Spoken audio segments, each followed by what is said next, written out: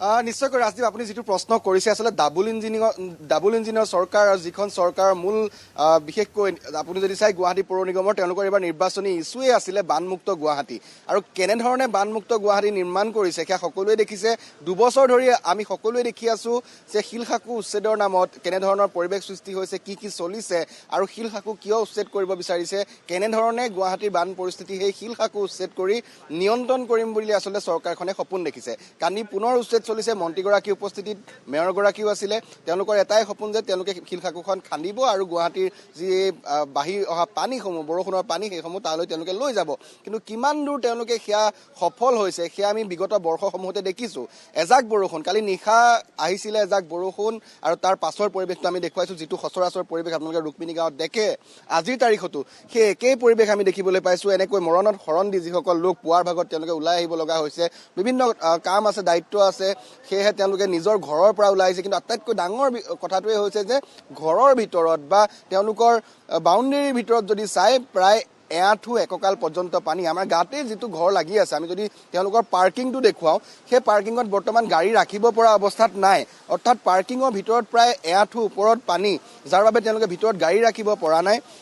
ঘৰৰ মানুহ আচলতে কেনেকৈ আছে সেয়াও এই মুহূৰ্তত এক প্ৰকাৰ চিন্তাৰ বিষয়। কাৰণ প্ৰত্যেকটো বাৰিষাতে তেওঁলোকে এই পৰিৱেশ দেখি আহে।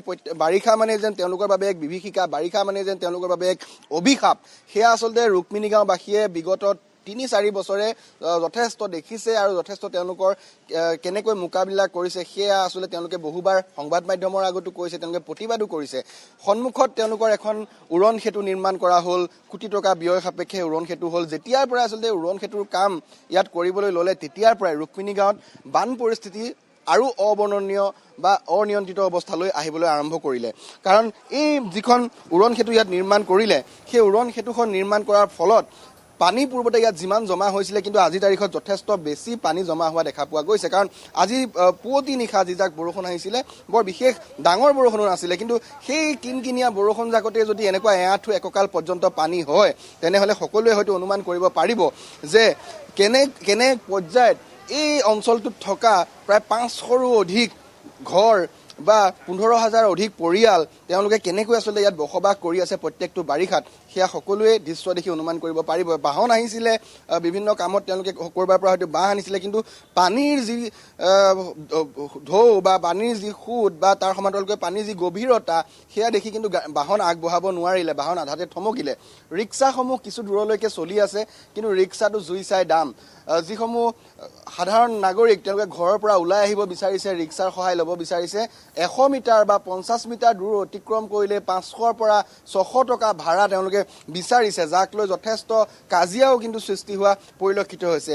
এয়া হৈছে জীয়া ছবি। আমি প্ৰত্যেকটো বাৰিষাত এনেধৰণৰ ছবি দেখুৱাই থাকোঁ, এজাক বৰষুণৰ পাছত এই ছবিসমূহ দেখুৱাই থাকোঁ। কিন্তু আটাইতকৈ ডাঙৰ প্ৰশ্নটো হৈছে যে কেতিয়ালৈকে গুৱাহাটী মহানগৰবাসীয়ে এনে পৰিস্থিতিৰ সৈতে মোকাবিলা কৰিব লাগিব।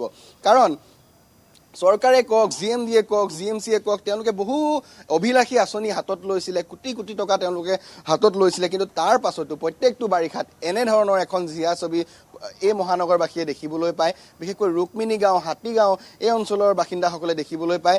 আৰু যেতিয়ালৈকে আচলতে বাৰিষা শেষ নহয়, তেতিয়ালৈকে যেন তেওঁলোকে ঘৰৰ ভিতৰতে এক প্ৰকাৰ আবদ্ধ থাকিব লগা হয়। বিভিন্ন বেমাৰ আজাৰ তেওঁলোকক দেখা দিয়ে। কাৰণ ৱালসমূহ যদি চাইছে বা গেটৰ সেই দৃশ্যসমূহ যদি আপোনালোকে চাইছে, গেটৰ আধা অংশলৈকে পানী, ৱালৰ আধা অংশলৈকে পানী। গতিকে এই পানী এনেকৈ যদি সপ্তাহ জুৰি থাকে, তেনেহ'লে কেনেধৰণৰ ইয়াত বেমাৰ আজাৰ হ'ব পাৰে সেয়া ইতিমধ্যে দৃশ্য দেখি আপোনালোকে হয়তো অনুমান কৰিব পাৰিছে। তাৰ সমান্তৰালকৈ জাপানীজ এনকেফেলাইটিছে যেনেধৰণৰ এক ভয়াৱহ ৰূপ গুৱাহাটীৰ সমান্তৰালকৈ ৰাজ্যখনত লৈছে, সেয়াও সকলোৱে অৱগত। গতিকে এনেকুৱা গেলা পানী এসপ্তাহ ধৰি যদি ইয়াত জমা হৈ থাকে, তেনেহ'লে মহৰ বা অন্যান্য যি বেমাৰ সেইসমূহ কেনেধৰণে বাঢ়িব সেয়াও কিন্তু চিন্তনীয় বিষয়।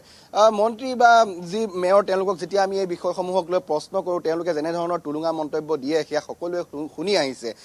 কেৱল মাত্ৰ AC কোঠালিত বহি তেওঁলোকে কিছু মিটিং কৰে, আমোলা বিষয়াসকলক মাতি কিছু নিৰ্দেশাৱলী দিয়ে, কিন্তু সেই নিৰ্দেশসমূহ যে কোনেও নামানে, কোনেও যে কেৰেপ নকৰে, সেয়াও কিন্তু আমি প্ৰতিদিন টাইমৰ দৰ্শকসকলক বিভিন্ন সময়ত বিভিন্ন স্থানৰ পৰা আমি দেখুৱাবলৈ যত্ন কৰিছিলোঁ। উদাহৰণস্বৰূপে আমি যদি পুনৰবাৰ কওঁ, তেনেহ'লে এই ৰ'দ দিয়াৰ সময়ত খৰালিমহীয়া যেতিয়া এই নলাসমূহ চাফা কৰে, নলাসমূহ চাফা কৰাৰ পিছত যিসমূহ জাবৰ ওলায় বা বোকা ওলায় বা যি প্লাষ্টিক জাতীয় সামগ্ৰী যেনেধৰণৰ ওলায় এইসমূহ মন্ত্ৰীয়ে নিৰ্দেশ দিছিলে যে 2 ঘণ্টাৰ ভিতৰত চাফা হ'ব লাগিব কিন্তু আমি ইয়াৰ পূৰ্বৰ প্ৰতিবেদনত বহুবাৰ দেখুৱাইছোঁ যে সেই নলা আচলতে খান্দে ঠিকেই নলাৰ পৰা সেই জাবৰসমূহ উলিয়াই সেইখিনিলৈকে ঠিকে থাকে কিন্তু নলাৰ কাষতেই সেই জাবৰসমূহ পৰি ৰয় যাৰ ফলত সপ্তাহ দিন তাত থাকি যায় পুনৰ বৰষুণ দিয়ে আকৌ সেই জাবৰ পুনৰ সেই নলালৈকে সোমাই যায় কি মন্ত্ৰীয়ে মাত্ৰ নিৰ্দেশ দিয়ে আচলতে দায়িত্ব সামৰে 2 ঘণ্টাৰ ভিতৰত তেওঁলোকে চাফা কৰিবলৈ কয় নিদিলে জৰিমনা বিহিম বুলি কয় কিন্তু আজিলৈকে কোনো ধৰণৰ ব্যৱস্থা আমি গ্ৰহণ কৰা দেখা নাই আৰু নিজে যিসকল ঠিকাদাৰ বা যিসকল অভিযন্তা তেওঁলোকে নিজেই